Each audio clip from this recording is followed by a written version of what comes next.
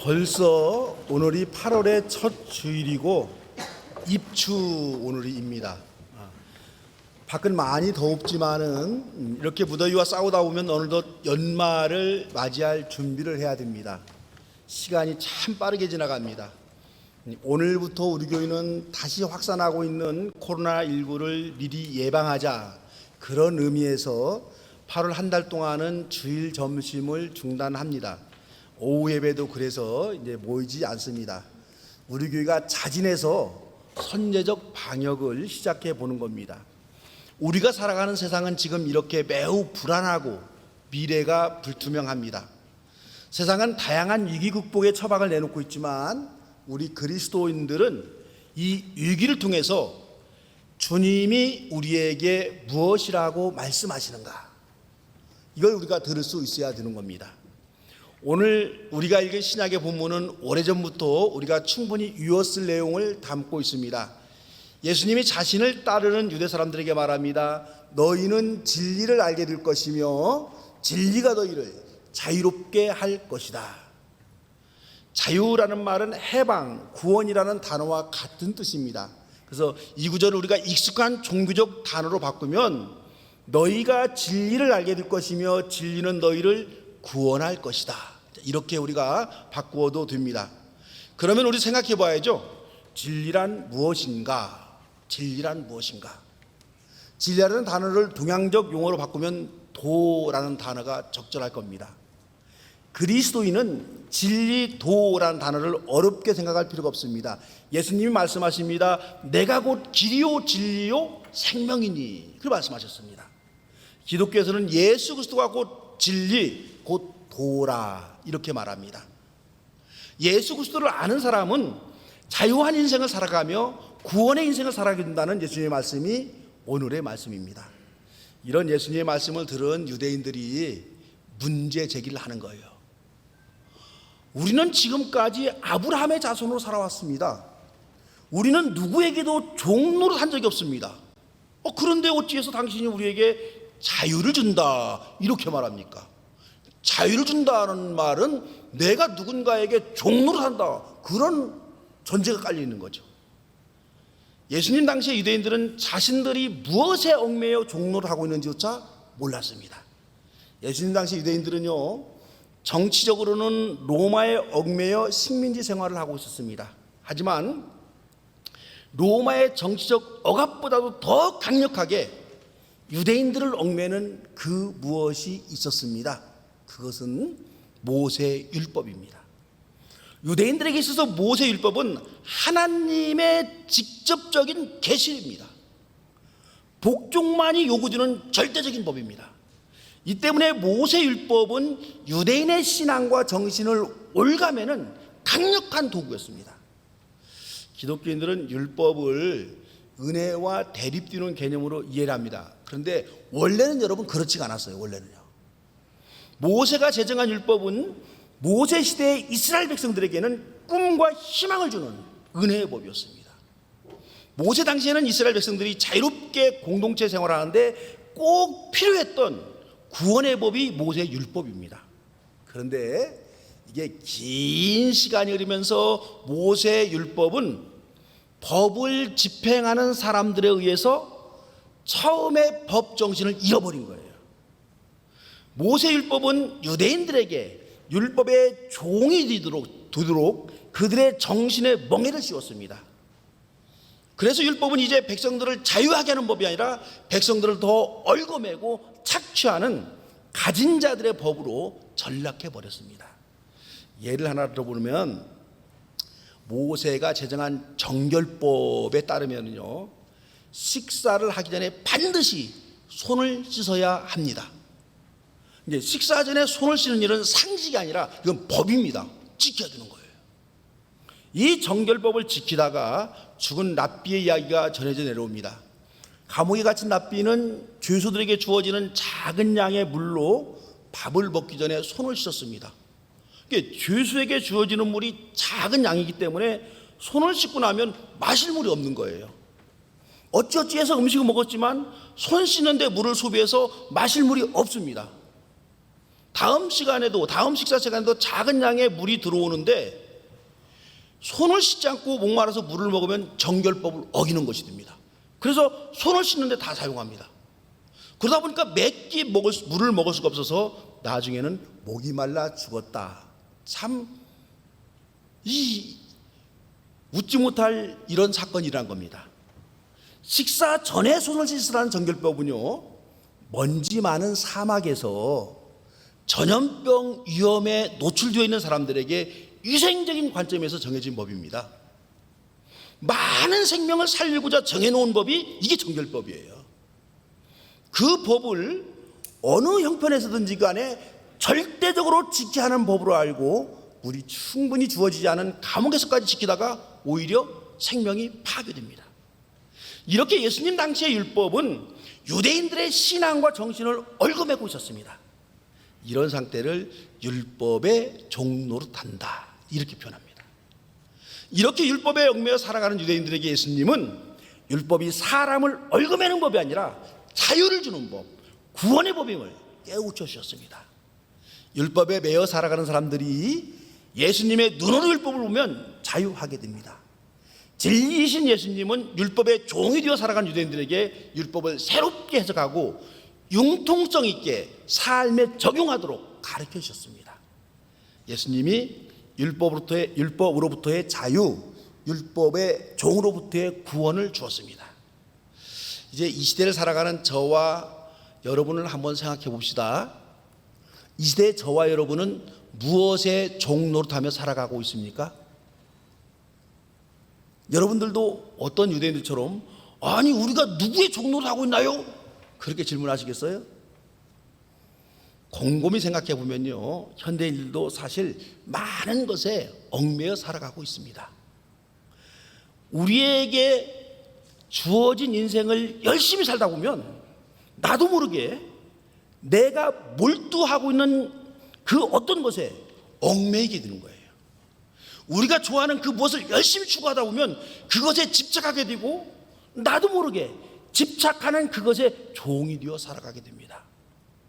다만 우리도 유대인들처럼 무엇에 종이 되었는지 모를 뿐이에요.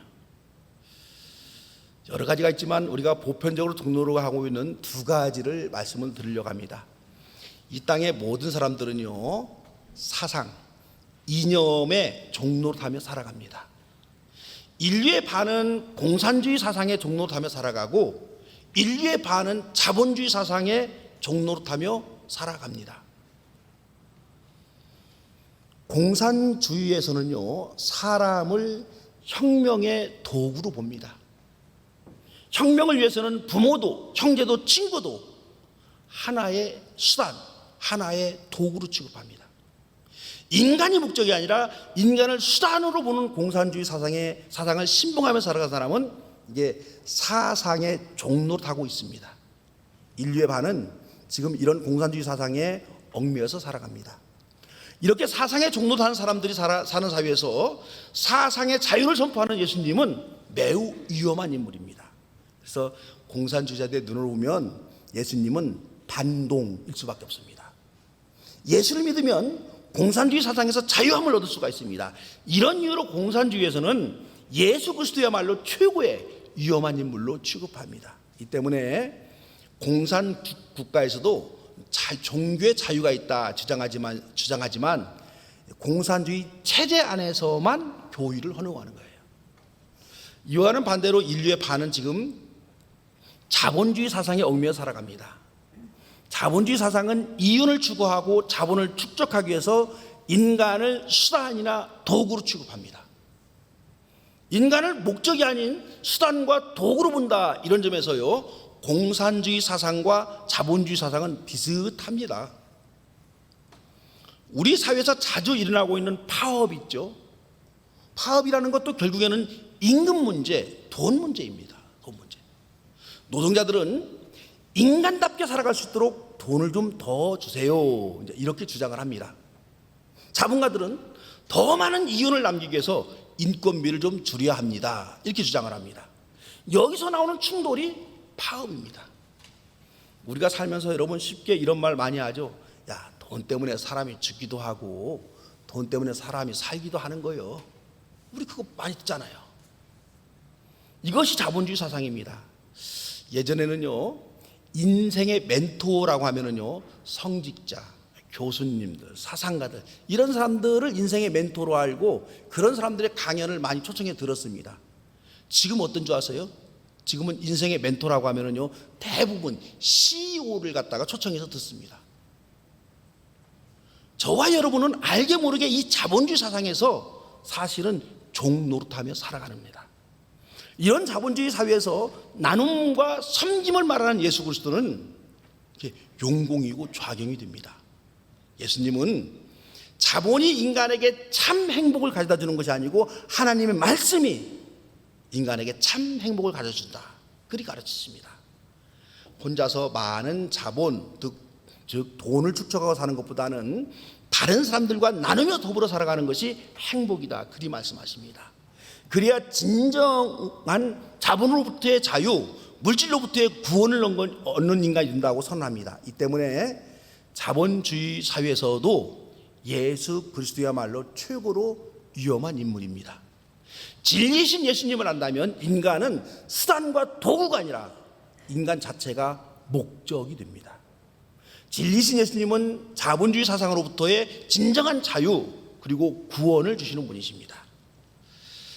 두 번째 이제 생각해 본 것은요, 많은 현대인들이 사실은요, 샤머니즘, 미신에 사로잡혀 살아가고 있습니다.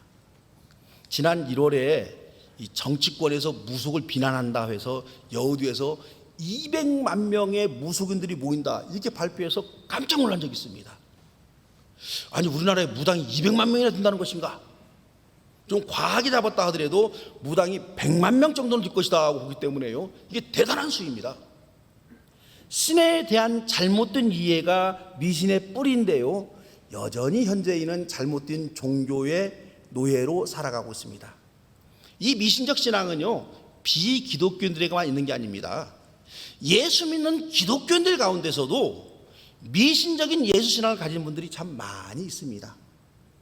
인간에게 자유와 구원을 주는 예수님을 믿는 것이 아니라 예수의 이름으로 이웃을 판단하고 정죄하는 배타적 신앙을 가진 교인들이 있습니다. 예수 믿으면 옹졸했던 마음이 바다같이 넓은 마음으로 변하고 내 주장만 고집하던 사람이 남의 의견을 진지하게 경청하고 받아들이는 열린 사람으로 그렇게 변해야 되는 거예요. 그런데 오히려 예수라는 잣대를 가지고 자신의 생각과 판단에 절대성을 부여해버립니다. 미신적 기독교 신앙을 가진 사람들이 착각하는 점이 하나가 있어요.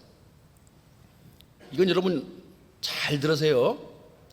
예수님이 정확무한 인격적 존재라고 믿고 있기 때문에 예수 믿는 자신도 정확무한 존재로 알고 있어요. 알고 있는 게 착각하고 있는 거죠. 예수님이 정확무한 인격적 존재이지 예수 믿는 내가 정확무한 인격적 존재는 아니거든요.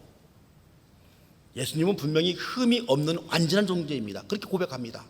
하지만 예수를 믿는 우리, 예수님의 제자인 우리는 여전히 틀릴 가능성이 있는 연약한 존재로서 세상을 살아가는 겁니다. 제가 최근에 이제 구입한 책 중에 하나가 이게 10여 년 전에 출판돼서 이 책을 좀 보려고 했는데 그때 잠깐 놓치고 최근에 이제 구입을 했는데 이런 책 제목이 있어요. 우리 아이 절대 교회에 보내지 마라. 이런 자극적인 책 제목입니다. 이 책 제목만 보면 어떤 고약한 이 안티 기독교인 쓴 책 같이 보이지만은요, 송상우라는 젊은 목사님 쓴 책입니다. 송상우 장모님과 어떻게 그 관계인지 모르겠어요. 근데 이름 비슷해요. 송상우. 근데 이 목사님은요, 아이들을 교회에 보내지 않아야 할 이유 10가지를 조목조목 나열해서 기록했습니다. 이 목사님의 의도는 목사님이 뭐 진짜 아이들 교회 보내지 말라고 그렇게 그 권면한 책이 있었어요. 우리 아이들이 이런 인격을 가진 잘못된 사람이 되면 안 됩니다. 그러니 그리스도인들은 이런 미신적인 신앙을 가진 사람이 되지 마세요 하는 그런 의도를 가지고 쓴 것으로 봐야 됩니다. 아이를 교회에 보내지 않아야 할 이유 10가지 중에 시간 상제가 2가지 소개하는데요. 첫 번째로 이 친구가 꼽은 것은 뭐냐면 아이들이 교회에 가면 역사의식이 제로가 된다, 그렇게 주장하고 있습니다. 이 말은 그리스도인들은 역사의식을 가지고 살아야 된다, 그런 뜻입니다. 여러분, 이 역사의식이 뭐예요? 역사의식을 다른 말로 말하면 공동체의식입니다. 공동체의식. 이 세상은 나 혼자 살아가는 것이 여러분 아닙니다. 우리는 수천 년 역사의 한 지점에서 수십억의 인구와 함께 살아갑니다. 역사의식을 가진 사람은 다른 사람이 어떤 형편에서 살아가든지 간에 그 삶은 나는 모르고 나 혼자만 잘 살면 된다라고 하는 개인주의적이고 이기적인 생각을 거부하는 겁니다. 그런데 교회에 가면은 지독히 개인주의적이고 이기적이 된다, 이런 지적인데요. 이 지적이 목사인 저의 뼈를 때리는 지적입니다. 예수 믿고 천국 간다는 초보적 신앙으로 살다 보면 어느덧 나도 모르게 내가 천국 가는 게 최우선이 됩니다. 그래서 이 신앙을 강조하게 되면은요, 가족 중에 안 믿는 사람이 그래요, 나는 지옥에 가고 당신 혼자 천국 가니까 아주 좋으시겠습니다, 비아냥거리죠. 그래요. 여러분, 이런 협소한 구원론에 사로잡히면 우리 주변의 사람들과 함께 세상을 살아가는 일에 실패하게 됩니다. 그래서 이 책에 서문을 쓴 사람이, 독후감을 쓴 사람이 이런 표현을 해요. 이 벽창호 목사들이다. 좀 만나서 좀 혼을 좀 내주고 싶은데, 내가 벽창호냐고 묻고 싶은데, 근데 이제 그런 단어를 들을 만도 합니다. 벽창호 목사다, 벽창호 일생이다. 성숙한 신앙은 구원론을 조금 깊이 생각해 볼 필요가 있습니다. 그래서 이제 여러분이 발견하지 못했던 그 구절을 한번 제가 찾아보았는데요. 출애굽기 32장 32절 화면 한번 좀 띄워주시겠어요? 화면을 보고 우리 한번 같이 읽어보겠습니다. 같이 한번 읽습니다. 그러나 이제 주님께서 그들의 죄를 용서하여 주십시오. 그렇게 하지 않으시려면 주님께서 기록하신 책에서 저의 이름을 지워주십시오. 지금 말고 나중에 여러분 꼭 집에 가서 32장 32장 30절에서 좀 빨간 줄로 계속 쳐놨습니다. 진하게. 여러분, 저 기도 한번 생각해 보세요. 저 말씀이 모세의 기도인데 얼마나 숙연한 기도인지 여러분 한번 보세요. 이스라엘 백성들이 광야에서 우상을 숭배해서 하나님께 큰 죄를 지었습니다. 하나님이 화가 나셔서 이들을 멸망에 시키겠다, 이렇게 선언합니다. 그래서 모세가 백성들을 위해서 간구하고 있는 모습입니다. 이 우둔한 백성들의 죄를 용서하여 주십시오. 용서하지 아니하시려면 저도 주님의 생명책에서 지워주십시오. 무서운 간청이에요, 여러분. 아무나 들을 수 있는 게 아닙니다. 하나님께 협박성 가까운 기도를 지금 모세가 드리고 있습니다. 내 가족, 내 이웃, 내 친구들이 주님께 죄를 지어서 멸망해 가는데 어떻게 나 혼자만 감사한 마음으로 주님의 은혜를 받으면서 살아갈 수 있는가? 그러니 나도 이들과 똑같이 멸망시켜 주세요 하는 게 이 모세의 구원관입니다. 이 모세의 간청에 대해서 하나님이 어떻게 응답하시는지는 그건 하나님의 주권이에요. 다만 모세의 그 절박한 마음, 이 마음은 우리 그리스도인이 가져야 할 아름다운 마음입니다. 이제부터 예수 안 믿는 가족, 친구, 이웃들에게 여러분 이제 이렇게 말했으면 좋겠어요. 당신 없는 천국은 천국이 아니라 지옥입니다. 당신 있는 지옥은 지옥이 아니라 천국입니다. 나 혼자 천국 가느니 당신과 함께 기꺼이 지옥 가겠다고 주님께 기도하겠습니다. 그래 여러분, 감동이 될 거 아니에요. 그리고 그 마음을 가지고 가족을 섬기고 이웃을 섬기고 그렇게 사시기 바랍니다. 여러분, 기독교야말로 대단히 역사적인 종교입니다. 그리스도인이야말로 공동체 의식을 가지고 살아가는 그런 사람들입니다. 다만 유사신앙, 미신적 신앙을 가진 사람들이 가족과 이웃은 어찌 되어도 나만 천국 가면 된다는 이기적인 신앙, 이기적인 삶을 그렇게 살아가고 있는 거예요. 그리스도인들은 충만한 역사의식, 헌신적인 공동체 의식을 가지고 살아가는 사람들입니다. 이 점을 지금 교회가 놓치고 있기 때문에 사회가 교회를 유면하고 사회가 교회를 걱정하고 있는 겁니다. 이 책에 기록된 7번째는요, 교회에 가면 남을 배척하는 꼴통이 된다, 이렇게 지적합니다. 기독교가 가진 배타성으로 인해서 일상의 삶에도 남을 배척하고 정죄하는 독선적인 사람으로 살아가게 된다, 이런 뜻을 담고 있습니다. 이런 사람들이 되지 말라, 그런 얘기예요. 여러분, 기독교는 배타적인 종교가 아니라 포용적인 종교입니다. 배타적인 신앙은 유사신앙이고 미신적 신앙이에요. 성경을 보면은요, 배타적이고 편협적인 말씀이 기록되어 있는 것도 사실입니다. 하지만 성경에 기록된 배타적인 말씀들은 문자대로 해석하지 말고 예수님의 눈으로 읽고 해석해야 그 말씀에서 자유함을 얻고 구원을 얻을 수가 있습니다. 이 시대를 살아가면서 논쟁적인 정책에 대해서 나 자신의 의견을 내는 것은 대단히 중요합니다. 하지만 내 의견이 하나님의 의견이다, 이렇게 주장하면요, 그건 대화가 안 됩니다. 이거야말로 미신적인 신앙입니다. 지난 6월에 안규백이라는 민주당 의원이 죽음을 앞에 둔 말기 환자들에게는 스스로 삶을 종결할 수 있는 조력 존엄사법을 발의했습니다. 그러니까 자신이 죽겠다는 의지를 표현하면은 이렇게 그 약물로 죽음에 이르도록 가자라는 그런 법입니다. 그 유럽에서도 일부 국가는 시행하고 있고 일부 국가는 아직도 시행하지 않는 법입니다. 그래서 이게 이제 우리 사회의 낙태법, 차별금지법, 이런 법 못지않게 뜨거운 논쟁을 가져올 법이라고 예상이 됩니다. 특히 이제 종교계 반발이 대단할 것으로 보입니다. 지금도 벌써 막 반발하고 있어요. 이런 법안들에 대해서 우리는 우리 개인의 의견을 충분히 개진할 필요가 있습니다. 다만 내 의견이 절대적인 하나님의 의견은 아니다, 이 사실도 여러분 우리가 인정해야 되는 거예요. 이런 법안들에 대해서 다른 의견을 가진 사람들을 미워하지 말고 그들의 의견을 존중해주고 그들의 의견을 경청해 주어야 되는 겁니다. 왜 이 사람은 이렇게 생각하고 있는가?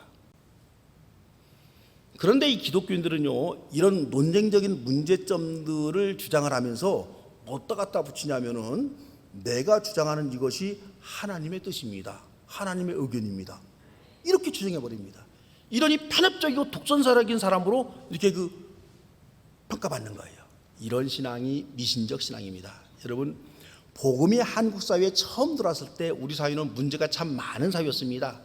정신적으로 미신제의 지배를 받고 있었고 사회적으로 사람을 차별하는 반상의 법도가 지엄한 사회가 우리 사회였습니다.